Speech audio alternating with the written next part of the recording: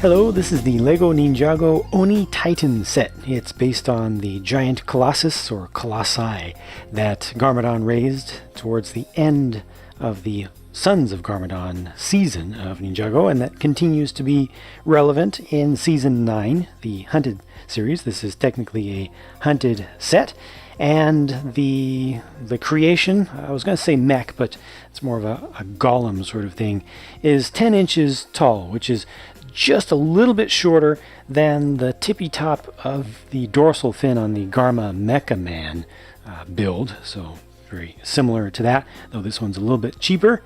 I'm happy to say that face right there, or the head, is a print, so no sticker used there. However, as you move down to the body, you get just 2 stickers on the front. No big deal. I think there are 3 stickers in this set in total, and the build is ready to be grabbed and moved around quite a bit. It is nice and sturdy. You don't have stuff that feels like it wants to fall off, and overall it stands up pretty well. It actually has tires in the bases of the feet to give it a little extra traction. That's a good thing. Just makes it more secure to hold it up. Articulation is not bad, with a good range of motion for the arms, being able to rotate completely at the shoulders with a good amount of clearance around them.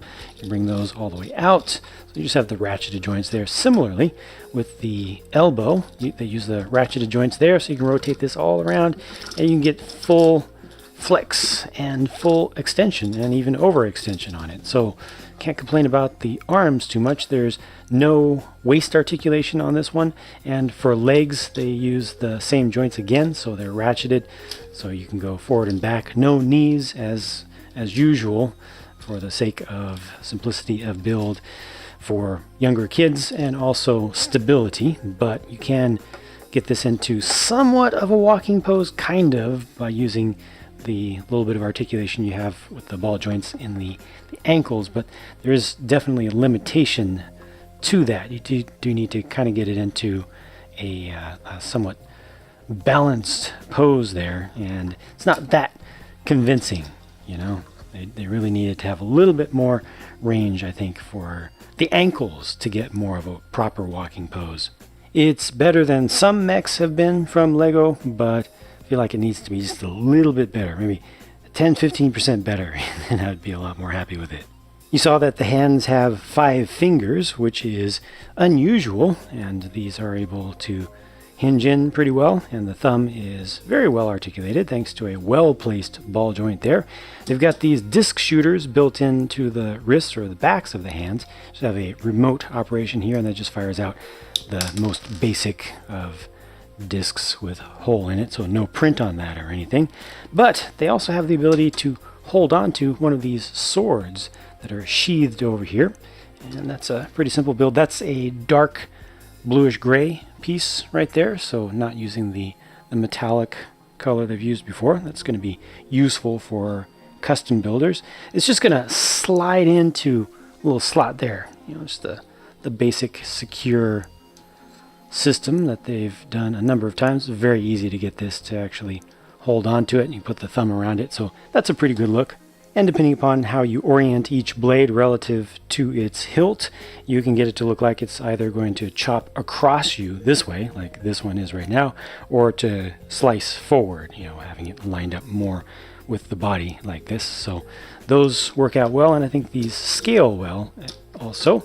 And with the articulation that's available with the arms, you can do a lot with the upper body. And the head is just on that ball joint. It doesn't have as much room or range of motion as you might expect for a ball joint, just because there's so much stuff in the way around the sides, but you're able to get it to look around in different directions a bit, including down a bit, which is probably the most important. But yeah, you know, you're just limited with the expressions you can get out of this thing, with it not having a face really, just the eyes.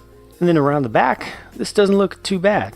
You know, we've got some consistency. There's actually some thought that was put into the shaping of the back itself.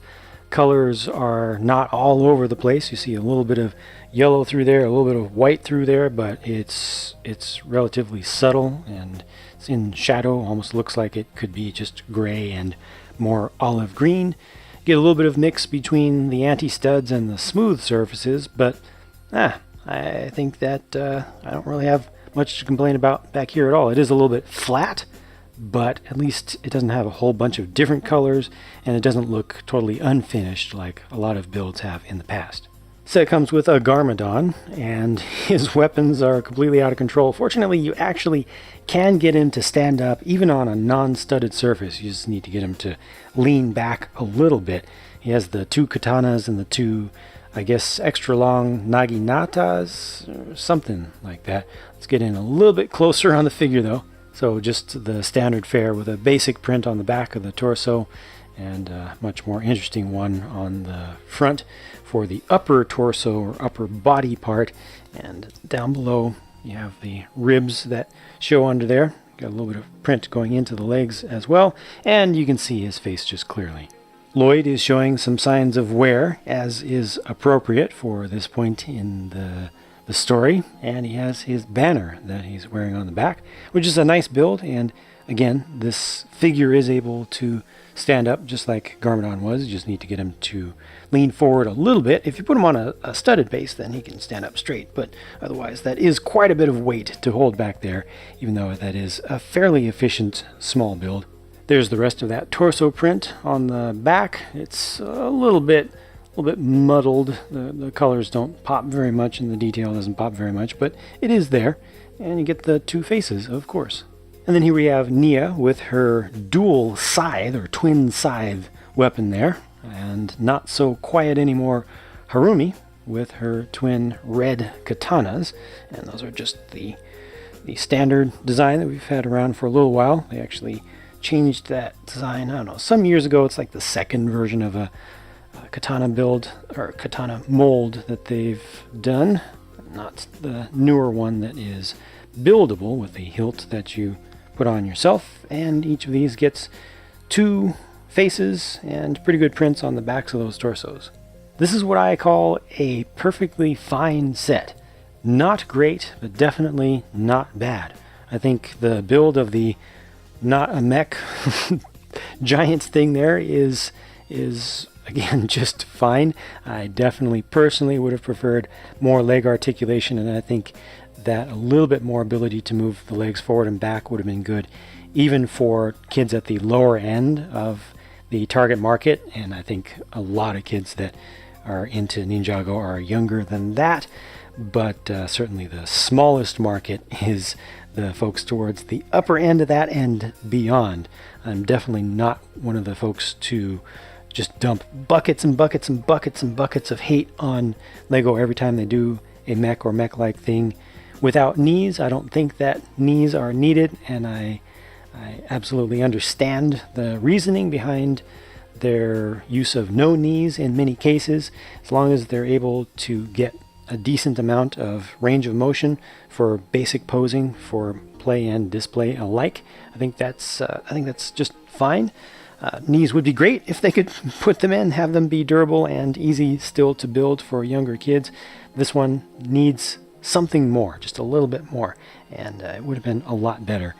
The figure selection, I think, is again just fine, and the value, I feel, is just about right.